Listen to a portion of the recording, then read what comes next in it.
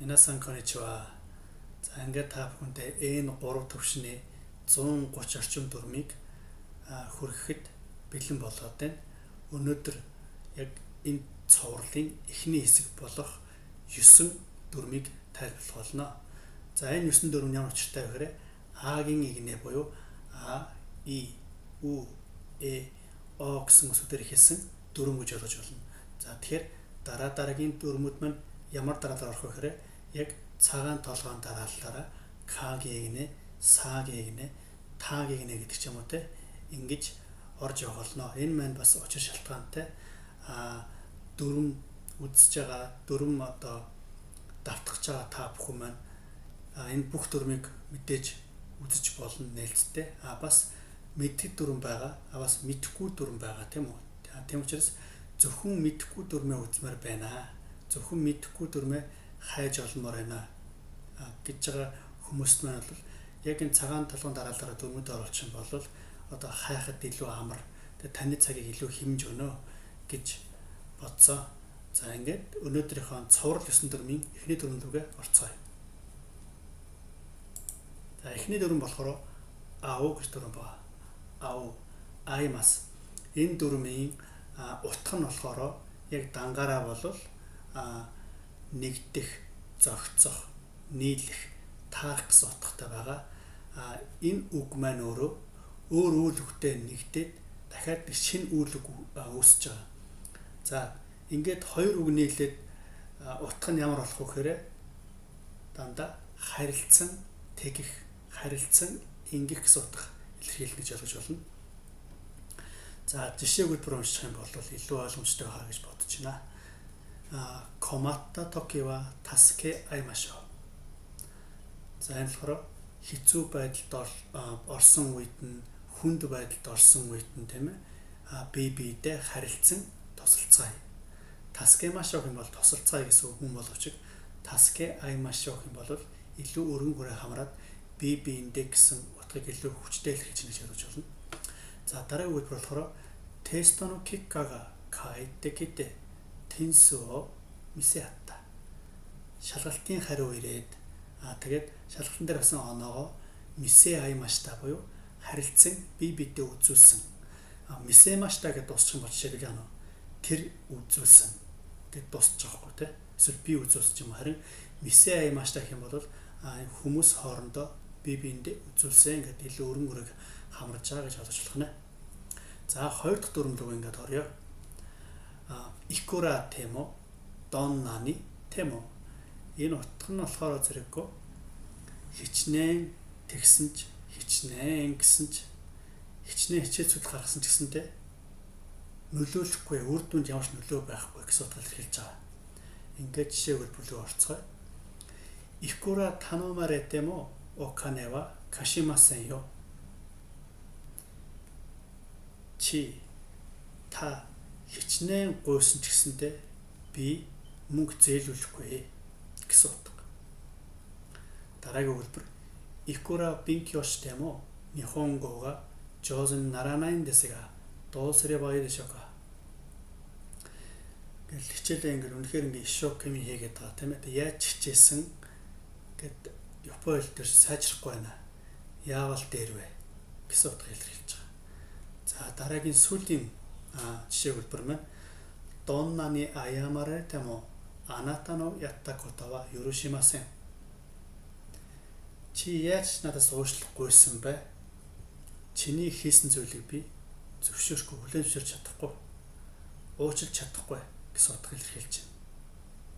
За ингээд дараагийн 3 дүрм рүү орж бодож байна. За энэ дүрм маань болохоор иппо гэх дүрм байна. Иппо. За утга нь болохоор аливаа нэг процесс аажмаар үргэлжлэх, дуусаагүй гэсэн санаа, үргэлжилсээр байгаа гэсэн илэрхийлж байгаа. За жишээлбэл Nihon ni kuru gaikokujin ryokasha no kazu wa fueru ippo da. Nihon ni kuru gaikokujin ryokasha no kazu wa fueru ippo da. Японд ирж байгаа гадаад жуулчдын тоо fueru ippo да буюу нэмэгцээр байна гэж. За тэгвэл зоозны ёри сейкацва күрүшгүй наруу иппода. Энэ үгсээр татвар нэмснээс болоод тийм ээ амьдрал ингээд айжим аажмаар ингээд хүндэрсээр байна. Улам урууцаар байна гэсэн санаа илэрхийлж байгаа. За дараагийн дөрөвд дүрм байна тийм ээ. Үвэ гэсэн дүрм байна. Үвэ. За мөн зарим тохиолдолд араасаа нь залгаад үвэний гэж хэлж бас болдог байгаа. Энэ дүрмийн утга санаа нь болохоор тэгээд бас үүн дээр нэмээ гэсэн утга илэрхийлж байгаа. Өөрөөр хэлбэл хоёр өгүүлбэрийг холбож байгаа гэсэн утга. За эхний жишээ өгүүлбэр. Uniqlo wa Yasui ue ni shitsumo yoku oko no hito kara ai sareteru brand da. За Uniqlo брэндийг бид нар одоо монголчууд бараг бүгд мэддэг шүү дээ. Uniqlo бол Yasui ue ni хямдхан бас дээр Shitsumo yoku чанар сайтай. Тийм учраас олон хүн энэ одоо брендийг одоо хэрэгжилж байна. Их одоо үгүй сайшаалтай байгаа гэсэн утгатай. За дараагийн Kono kuni de wa toire ga kitanai ue ni toilet paper ga nai kara sayako da. Энэ усад ариун цэврийн өрөө нойл нь амар бохор. Тэгээд бас тэр нойлд нь нойлын цас байхгүй учраас хэлэх муу галгаа гэсэн санаа илэрхийлж байгаа. За эндээс та бүхэн өвэний гэдэг нэг зүйл анзаарч байгаа бол эхний утга нь сайн байвал дараагийн утга нь сайн. Эхний утга нь муу байвал дараагийн утга нь муу байгаа тийм ээ. Өөрөөр хэлбэл эерэг сөрөг хоёр утга нэг өгүүлбэрт биш болохгүй гэсэн үг. Энэ дүрмээр бол. За дүрм 5. Дүрм 5 болохоор үчиний гэдэг дүрм байна. Үчиний. За утга нь болохоор тэр хооронд, энэ хооронд ийм нөхцөл байдал болохоос өмнө, ийм байдалд орохоос өмнө гэсэн утгаар хэлж байгаа. Ингээд жишээ хэлбэлийг орцгоё. Амега фуранай үчиний кайримашо. Бороо ороогүй байгаа дээр харьцгаая. Хахага дикакетеиру үчиний коссори реизоко но кеки о табете шиматта. Ээжийг гараад явчихсан хойгоор нь нууцаар хөршөнд байсан тортыг идчихсэн гэсэн үг байна. Имано үчиний яритай кото ятте оконаkucha гоккой сүрү ёо.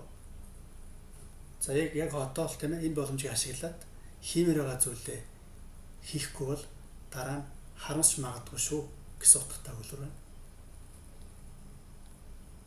За дараагийн жишээ өгүүлбэр. Теребио мите иру үчиний нитэ шиматта. Зурд үзчих хоорондоо унтаад гисэн. Майничи атте иру үчиний дандан карено котога кини натте кимашта. Өдөр болгон уулзаад ингээд болцоож яваад гэсэн чинь тэр цаг хугацаанд аажмаар тэр залууд татагдсан буюу тэр залуу надад таалагдаад байна гэсэн утга байна. За тэгвэл 6 дахь дүрмд орцгоё. Окаге дэ гэж дүрм байна. Окаге дэ. За шууд утга нь бол учиршлагын зааж байгаа үг. Гэхдээ энэ их тохиолдолд эерэг тохиолдолд ашигладаг байгаа. Жишээлбэл ер нь бол ачаар гэж ойлгож байна. Ачаар гэж орчуулж болно.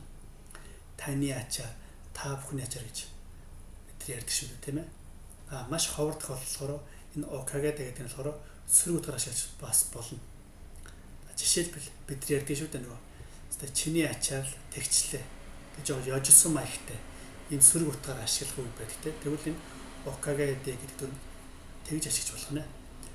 За ингээд жишээ хэлбэрлээ орцгоё.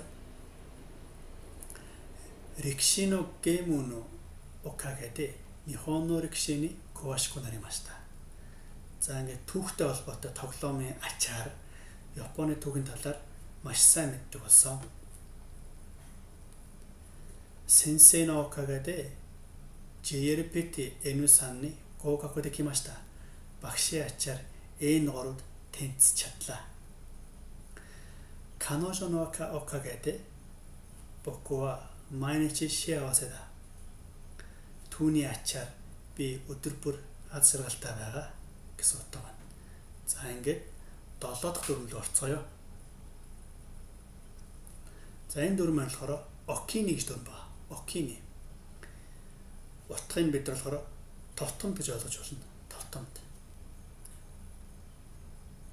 За жишээ хэлбэр. Коно кусури wa roku jikan oki ni nonde kudasai. Коно кусури wa roku jikan oki ni nonde kudasai. Энэ имийг 6 цаг тутамд уугаарай. За дараагийн хэлбэр. Эки шүүхийн ни wa 50 метр оки ni комбини ga aru. Метроны буудлын иргэн тойронд 50 м тутамд комбини байдаг гэсэн утга илэрхийлж байна. Дараагийн дүрм 8. Осорега aru. Осорега aru. Энэ дүрмийн утга санаа болохоор тэгэх ингэх аюултай, тэгэх ингэх эрсдэлтэй, магадaltaй гэсэн утгаар илэрхийлж байгаа. За ер нь бол ихэвчлэн тэр сөрөг утга ашигладаг дүрм байна. Жишээлбэл Хаяку чирио шинай то тэ окурэний наруу осорега аримас.